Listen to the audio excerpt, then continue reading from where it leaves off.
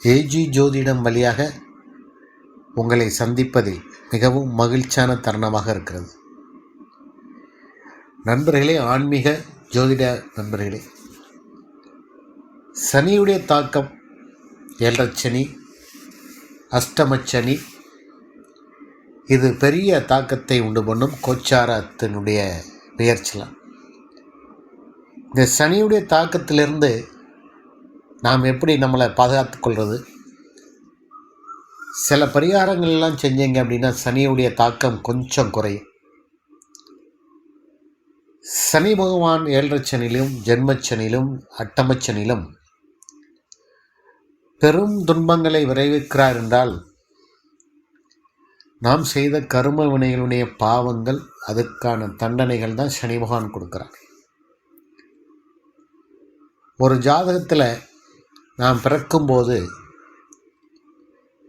சனி பகவான் 3, 6, 8, 11 இருந்தால்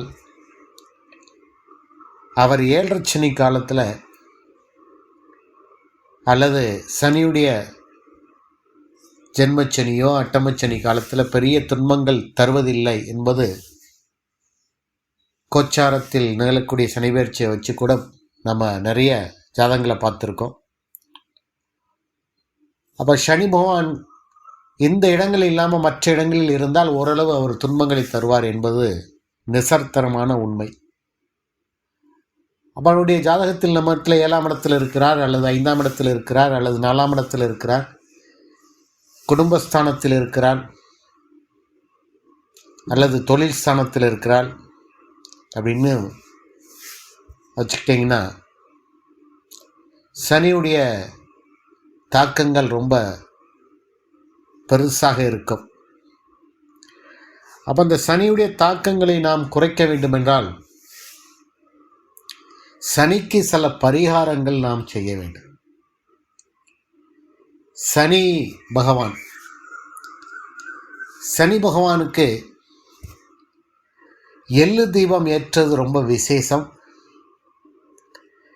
அதுவும் சிவன் சம்பந்தப்பட்ட கோயில்களில் எள்ளு தீபம் ஏற்றி சனிக்கிழமை வாரந்தோறும் 41 மண்டலம் செய்தால் சனியுடைய தாக்கம் சற்று குறைவாக இருக்கும். கர்ம வினைகளுக்குடைய பாவங்கள் தான் சனி தன்னை தருவார். அவன் எப்போது தருவார் என்றால் இந்த ஏழரைச்சனியிலும் ஜென்மச்சனியிலும் அல்லது அட்டமச்சனியில் தான் அதிகமான துன்பங்களை தருவார்.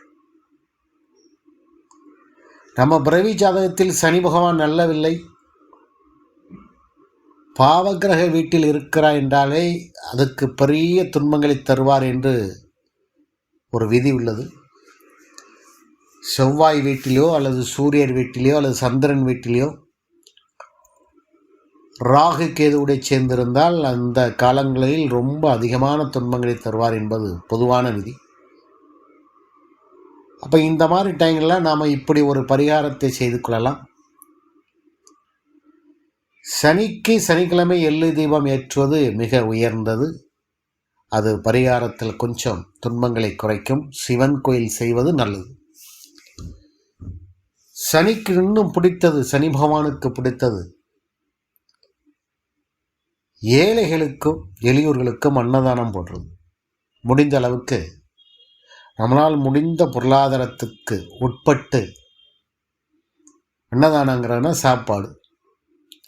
சாப்பாடு வாங்கி கண்டிப்பாக ஒரு நேர பசியை கூட நாம் ஆற்றலாம். இது பெரிய சனியுடைய தாக்கத்திலிருந்து குறைக்கும். வயது முதிர்ந்தவர்களுக்கு நாம் உதவி செய்யலாம். பொருளாதார ரீதியாக அல்லது உடம்பு ரீதியாக அவர்களுக்கு பாதுகாப்பாக இருக்கலாம். ஊனமுற்றவர்களுக்கு, பெரும்பாலான ஊனமுற்றவர்கள் ஆண் பெண் இருபாலருக்கும் உதவி செய்யலாம். ஏதாவது அவர்களுக்கு வேலை வாய்ப்பில் உதவி அல்லது கல்வியில் உதவி செய்யலாம். கணவனை இழந்த அந்த சகோதரிகளுக்கு அதை உதவி செய்யலாம். இதெல்லாம் சனி பகவானுக்கு ரொம்ப பிடிக்கும். அதாவது துன்பங்களிலிருந்து நம்ம விடுபடணும், சனியுடைய தாக்கத்திலிருந்து விடுபடணும் அப்படின்னா இந்த பரிகாரங்களை செய்கிறது ரொம்ப உத்தமாக இருக்கும். சனிக்கு ஓரளவு மனக்குளிர்ச்சியாக இருக்கும். அப்போ இந்த மாதிரி விஷயங்கள் செய்யும் போது அந்த 7.5 சனியிலோ ஜென்மச்சனியிலையோ அல்லது அட்டமச்சனியிலையோ அதோடைய துன்பங்கள் பாதியாக குறைக்கப்படும். அப்போ உங்களுக்கு அதுவே ஒரு நிவர்த்தி தரக்கூடிய நல்ல மருந்தாக அமையும். இதையெல்லாம் நண்பர்களே செய்து பாருங்க. செய்துட்டே இருந்தீங்கன்னா தொடர்ச்சியாக செய்யுங்க. பணம் எவ்வளோ சம்பாத்தியம் பண்ணாலும் அதில் ஒரு நேர்மை கொஞ்சம் இருக்கணும். பணம் சம்பாத்தியம் பண்ணால ஓரளவு இந்த மாதிரி நபர்களுக்கு நாம் செலவு செய்தால் நம்முடைய குடும்பம், நம்முடைய வாரிசுகள் பெரும்பாலான துன்பங்கள் இருந்து, சனியுடைய துன்பங்கள் இருந்து நாம் மட்டுமில்லை நம்முடைய வாரிசுகளும் அதிலிருந்து நாம் கொஞ்சம் விலகி செல்லலாம். அதாவது சனியுடைய தாக்கத்திலிருந்து கொஞ்சம் நம்ம விடுபடலாம். இதுதான் பரிகாரம். இதை தவறாமல் கண்டிப்பாக செய்யுங்க. காசு இருக்கவங்க கொஞ்சம் பெருசாக செய்யுங்க. என்ன காசே இல்லை, நான் என்ன கஷ்டப்பட்டுருன்னா உங்களால் முடிந்த அளவுக்கு செய்யுங்க. கண்டிப்பாக இது உங்களுக்கு சனியுடைய அருளும் ஆசியும் கண்டிப்பாக கிடைக்கும். இந்த வீடியோ பிடிச்சிருந்தா லைக் பண்ணுங்கள், ஷேர் பண்ணுங்கள், சப்ஸ்கிரைப் பண்ணிக்கிடுங்க. நன்றி, வணக்கம்.